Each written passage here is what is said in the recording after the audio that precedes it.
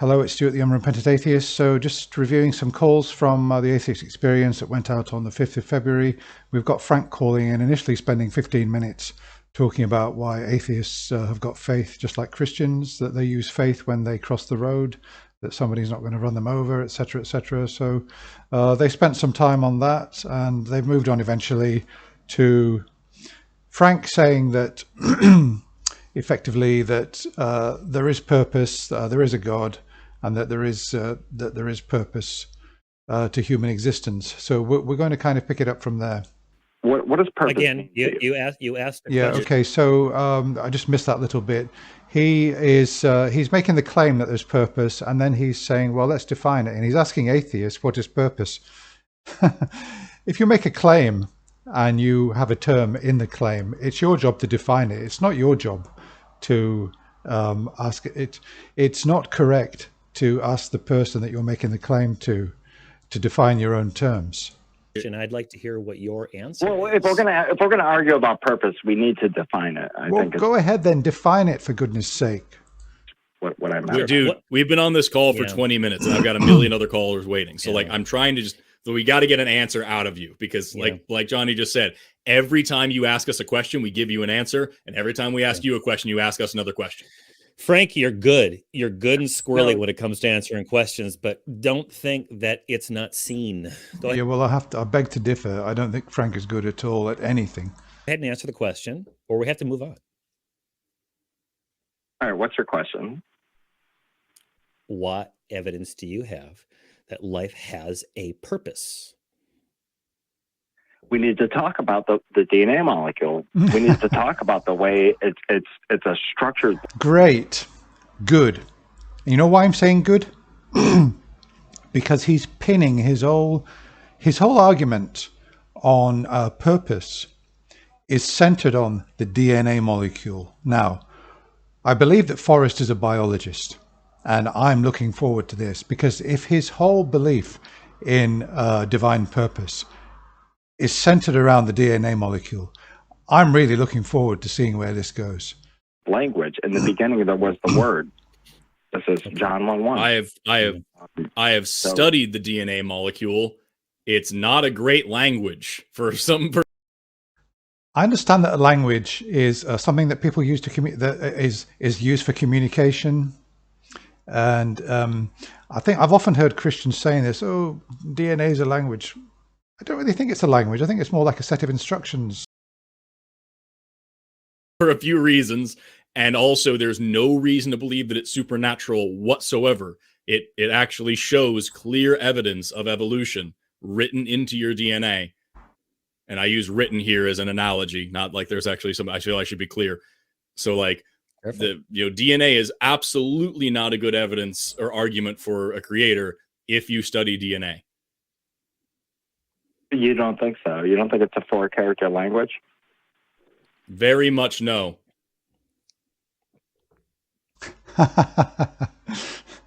So where's he going to go now? Now that his whole thesis that DNA proves purpose has been absolutely blown out of the water. Okay. Well, what's your evidence for that? Why you sit here and judge me about evidence? You said that DNA isn't a forebearer to language? I need you. Is that where you're at? There, No, because we can't. Is DNA not a language?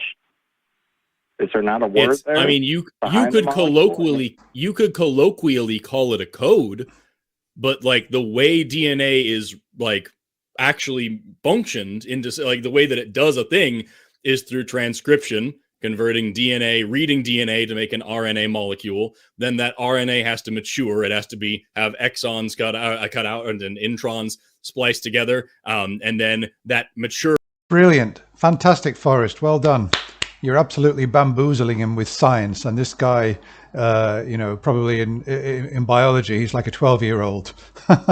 He'll have absolutely no response to this whatsoever. mRNA then has to be translated into a protein in sets of 3 codons that correspond to amino acids. And like this, his whole world is absolutely crumbling. Is all his reasons for believing that DNA proves divine purpose is just completely blown to smithereens. This hierarchical step-by-step process, it is a biochemical process. It's not a language in reality. That's just an analogy. It's a way that we describe it. Same way with saying like a code. It's just an analogy. It's not like there's actually like a set digitized sequence where you have this exact thing. Like it's a very complicated system, but it's not a precursor to language. It's not a language in and of itself. No, that's not how that works. Well, a language in that sense is far more complex than DNA. It can be used to express so many different things. It can be used to express the present, the past, the future. It has many different functions of communication. And I don't think that, I've never really seen that you could call DNA a language in any sense. I think it's, as far as I know, it's more just like a set of instructions. Silence. He's got absolutely nothing to say. He's run out of arguments. Might as well become an atheist. Are you like you said you're a biologist, right? Yeah, that's right. Yeah, he's a biologist. He's got a biology degree. You know, he's doing his master's. He knows more than you do, far more. Yes, I've He's checking his credentials. He'd love him to say, well, actually, no, I've got an MBA, but I did a biology minor. Ah, so you just did his biology minor. Well, you know, I'll go and read Michael Behe. I have multiple degrees in biology. I'm currently finishing my master's in bioanthropology. I study and teach biology for a living. Yeah, actually, Forrest is quite useful in that sense, because if any Christian calls in on evolution or DNA or anything like that, he's there, and you know, he can completely bulldoze all their nonsense claims. Silence, more silence. He's got nothing to say. When God said that he created man and women separate, he just completely moved on to you know, something. He's now moved away from DNA. He was saying it for the 15 minutes. Oh, I want to discuss DNA. I want to discuss how you know, DNA molecule really, you know, is a language, and it proves divine intention. It proves divine purpose. And in just 1 minute, Forrest has completely blown that out of the water, and now he's moving on to the creation story. Are you gonna? Do you have a biological argument against that? Oh, I don't believe this.